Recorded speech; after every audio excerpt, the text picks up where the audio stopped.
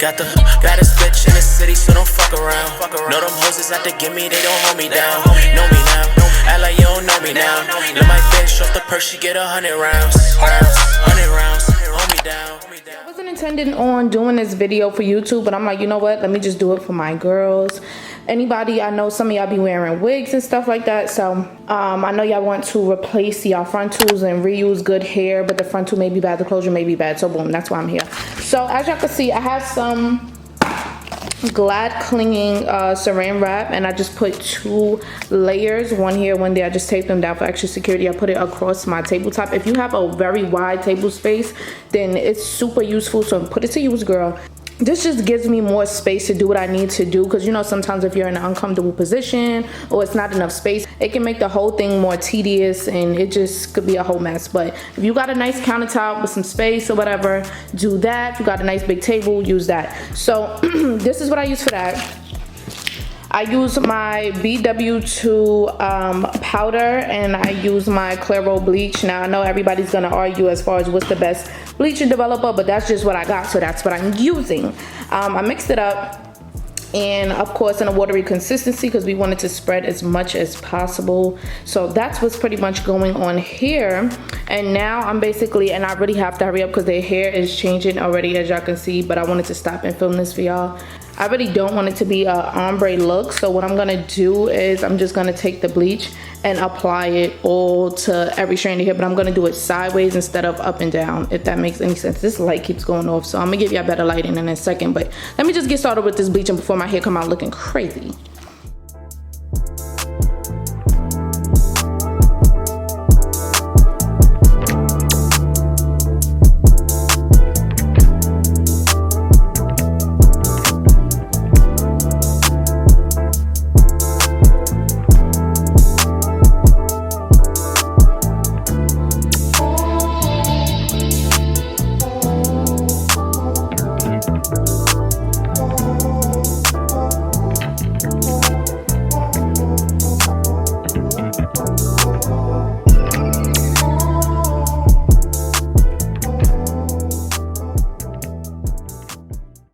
Alright, so this is what it looks like when I wrapped it with the saran wrap again.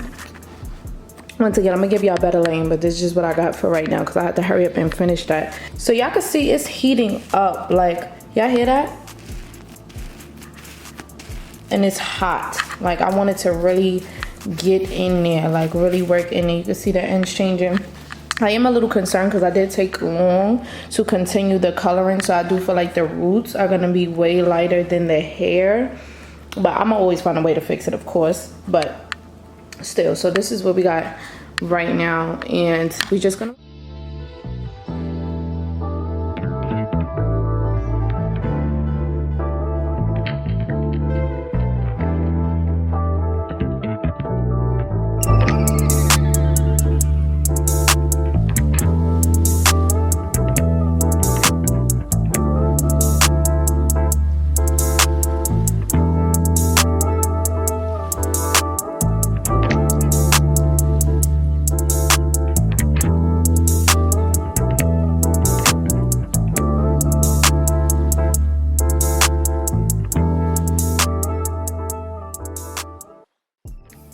Alright, so y'all know how I had to use these 2 colors to get the red, and then I wanted to take these 2 colors and see if I could try to darken those roots, because my roots was so blonde, like 613 blonde, which is a good thing. It's good that, you know, your 1B hair can lift to a 613 color and not like a honey blonde, you know, instead. And I basically just went with the mocha, put literally like a drop, and I mixed it in with the 2 colors.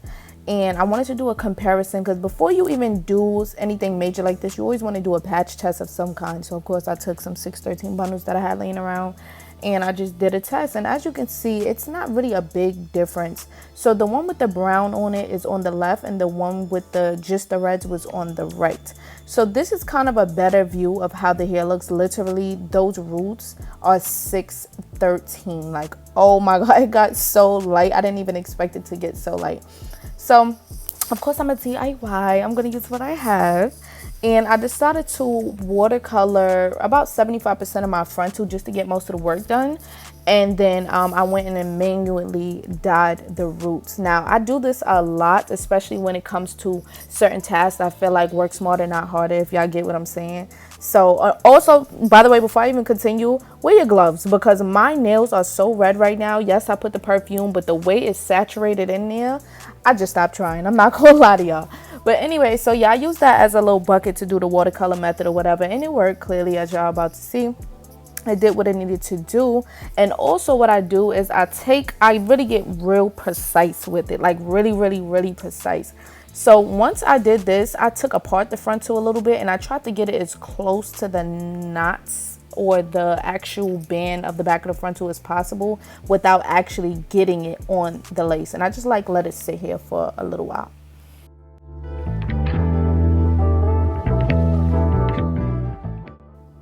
Okay, so now when it's time to cut the frontal off of the actual wig, you want to make sure you separate all of the hair. Like, you need a clear view of where exactly you're going to be cutting.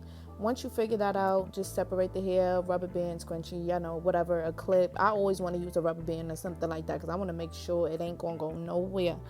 Before I decide to waste all that dye, I wanted to put it to use. Oh, I literally used probably a whole bottle just to do the frontal. So I just wound up taking my whole wig and dipping it in that dye just so I could get the money's worth from that dye, because we're not about to be sitting here wasting dye. Like, it just don't give that. I also want y'all to understand that when you're doing a watercolor method, that doesn't only subject you to get a pastel color, because clearly, as you can see, I needed a real saturated red, and if you do a blue, you want a real saturated blue, purple, so on and so forth. You want to make sure that that water is so dark. There should be no way that you're only putting enough dye in the water to where you're doing like a pastel color. You know how much dye we use when we do like pastel watercolor methods or whatever the case may be. So I just want y'all to be really careful and make sure that when you're doing any color that's this deep and this saturated,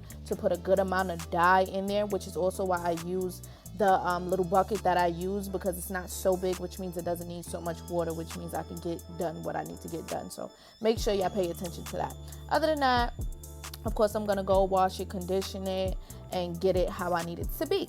So once I already did the watercolor method with this, as you can see, it's very saturated. Doesn't look pastel, doesn't look ashy. It looks exactly like how the wig looks, which was colored years ago. I don't know if I mentioned this already, but this wig is 2 years old, and the frontal is actually the only thing new about it, to be honest. But we know Paris Daniel collection. My hair, and I hate to sound like one of those people, but look, the facts is the facts. The quality is there clearly. Y'all gonna see towards the end. But anyways, back to what he's talking about, because y'all know I had to go off a little bit. Once it gets to the actual frontal part, I get so precise and very patient when it's time to get to those roots, because one, not only do you not want to stain the hair, but you want to make sure that every single piece of the root is touched. So make sure y'all keep that in mind.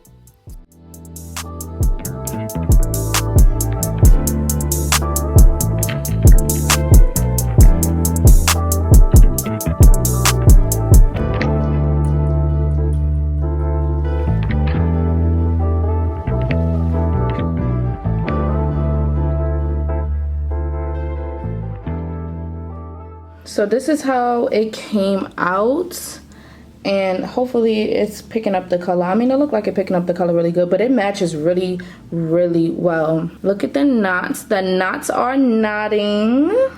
The knots are knotting, as they should, of course. I'm gonna pluck it off camera. I have too many plucking videos, but I'm gonna pluck it off camera and then show y'all the final product. But this is what it's given. Let me put it up against the hair so y'all can see the comparison, because I know this is not really like that good of an angle. But this is the hair and the frontal next to each other. I got the colors as close as possible. I already got an eye for this type of stuff, so I knew I would get it to match the exact same. But that was the goal, and we got it. Okay, so what you're gonna do is you're gonna take your wig and you're gonna put it on inside out on your wig head, and you want to stretch it as much as you can on both sides. Pull that frontal down, stretch that out. So this is what it should look like from the side. Don't mind my ashy hands, I've been washing hair out and all that. And here's this side. So we're gonna pull that down too, because we wanna make sure we are right on point with everything. So this is how your wig should look. So before you put your pins in, you want to make sure that the wig is straight. This is the exact same placement you're going to make when you put your frontal wig on. So you want to make sure the same place you're going to put it is the same place that it's supposed to be. If you do a center part right now, this is where the center part will be. You don't want your frontal longer on this side and short on that side. It's going to mess up the whole. The point is literally to replace what's already here. So you don't want to throw off the measurements at all. So make sure it's straight enough for you. Look on both sides. If it makes sense, then make sure you stick it down. I hope I'm explaining this right, y'all. I'm not the best, I guess, demonstrator, but I'm trying, y'all. I'm trying. So now you're gonna take your T-pins or whatever type of pins that you have, and you're gonna place them in the black cap right, not right where, but almost where the frontal meets the cap. Because once we cut this stitching, we need this cap to stay exactly where it is. And be very careful when cutting, because if you cut the wrong one, you might cut a track and it might loosen. So you want to be very, very careful. My hands are so ashy, y'all. Anyways, yeah, stick them T-pins in.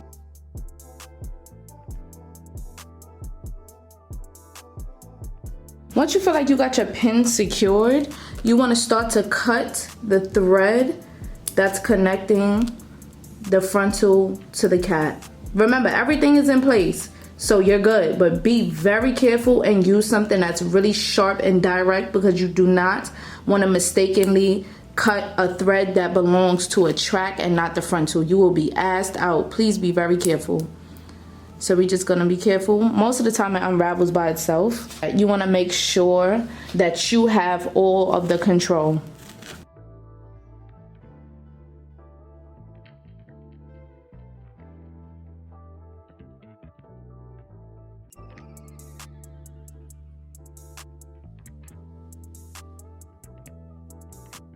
Y'all, so I'm not gonna lie, I let the hair sit overnight in this dye, and I kind of got some dye on the lace. Good thing it will not affect it, because this is how it looks on the outside. When you go on the inside, it really doesn't look that bad compared to the front. But yeah, be very careful with that, especially black, because it will look crazy. And if you want to reverse that, you could dye the knots like again, but I'm not doing that right now. But just for the people who feel like, oh my god, what am I gonna do, I got it on the lace. If you feel like you got it on lace and it's gonna affect the parting or whatever the case may be, then just bleach it again. It's gonna live. But anyway, so what you're gonna do is you're gonna measure up the frontal to the center. So I like how the frontal has a certain look or a certain shape, because it's not hard to find the center. And you also want to, I didn't do it just now because I don't feel like getting my other hair, y'all. I'm being a little lazy, I'm not gonna lie to y'all. But if you want to really be very, very careful, don't want to mix the hair in, whatever, you could just do 2 braids in the frontal or 1 big braid, just so all the hair is out the way and you don't gotta worry about sewing the hair. But I know how to go around it, so I'm not really worried about that. But for the girls that's trying this for the first time, braid this hair up, twist it, do something to get the hair out the way. Do not put it in a ponytail, because all that ponytail is going to do, that scrunchie is just going to make it bulgy here, and it's going to make it harder for you to lay it flat. So you just want it to lay flat. So match up the middle with the middle, and once you feel secure and look from side to side, match it up and make sure that there's the same amount on each side. Once you're comfortable with that, you want to take more T-pins. You need a lot of T-pins, and you're gonna stick it where it is, and then you're gonna start your sewing process. So see how that's gonna match up right there. Perfect, right? And then you're just gonna sew it. Now when you sew it, you're gonna sew it under the black cap. This is at least how I do it. I don't know how everybody else do it. This is how I do it. So sew it under the cap. You don't want to sew it connecting the cap, because if it pulls, then it's just going to be that gap there. So it has to be some type of layers. You don't want to sew the frontal on top of the black cap either, because then once you part it, you're going to see the whole black cap. The point is to disguise that. So just how you would sew it if it was inside out, you're going to take the frontal and you're going to sew it right under the black cap and making it overlap just like this. I don't know if this is a good enough example. I don't know if it's enough space, but I can't even like pull it out because there's so many T-pins. But sew that over that. See that? Let me see if I got more somewhere else. But yeah, I feel like y'all could get the point. Y'all could get it? All right, cool. Now let's get to the sewing process.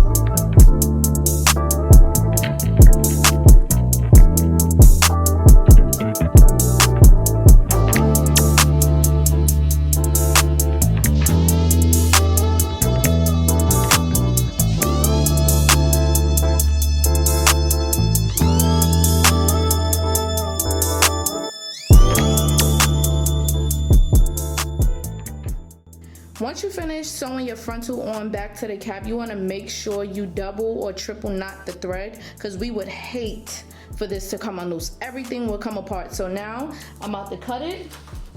So now I'm gonna cut it. I already knotted it. We're gonna take all these pins out.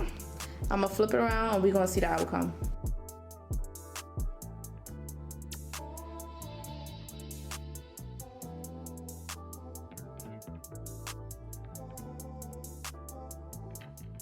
When it comes to plucking my frontals, I always want to take my rat tail comb and do a zigzag motion when I'm parting it, because you ever realize how you part your hair in sections to pluck your wig, and if you pluck it just too much, it'll bald, and it'll bald really bad to the point where you cannot come back from that. So I like to do the zigzags just to play it safe, and it really helps. I'm not gonna lie, when y'all pluck your wigs now, try the zigzag method and let me know how it comes out, because either way you'll be saved from the front layer and the front parting space, I guess you could say. And you also don't have to do so many parts back. Y'all know everybody plucks their wigs different, but some people do three parting like layers or whatever the case may be. Y'all, get choked up when I talk too fast or when I record, so just bear with me real quick. But you know, sometimes people do 3 parts, sometimes people do 2, sometimes people just pluck the front and just hope for the best. I like to just do my little zigzag and keep it pushing. Then I take the hot comb once I'm finished plucking the back portion, and I just customize the hairline exactly how I would want my hairline. And I used to do specifically the pluck skip, which I still kind of do, but I don't do the pluck skip in a way where it's literally you can see a specific pattern. So I try to do the pluck skip in a way where the first section doesn't look like the second section, and the second section looks nothing like the 4th, 5th, and the 6th, if that makes any sense. So you see how the pattern is further down to the right compared to how it's about to look more to the left of you. So just a little bit of insight. Once again, I'm not the best at like explaining things, but I can definitely show you better than I can tell you.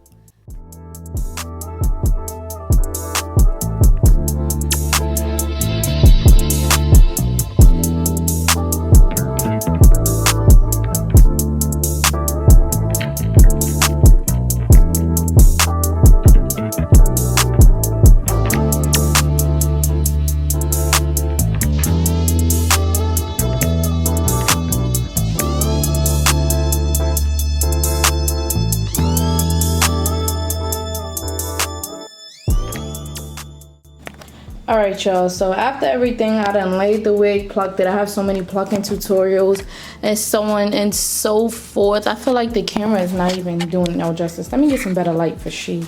Okay, she has way better light, but this is the outcome. This is how the roots look. I briefly kind of styled it just a little bit because I'm about to put it on right now, and I didn't want to cut anything until it's on my head. Y'all know how I get, but yes, y'all, this is the final result. I already put it on my head and cut the side, so it fits well. I might enter a clip of me actually wearing it here so y'all can see like how it fit on my head, how it laid, etc.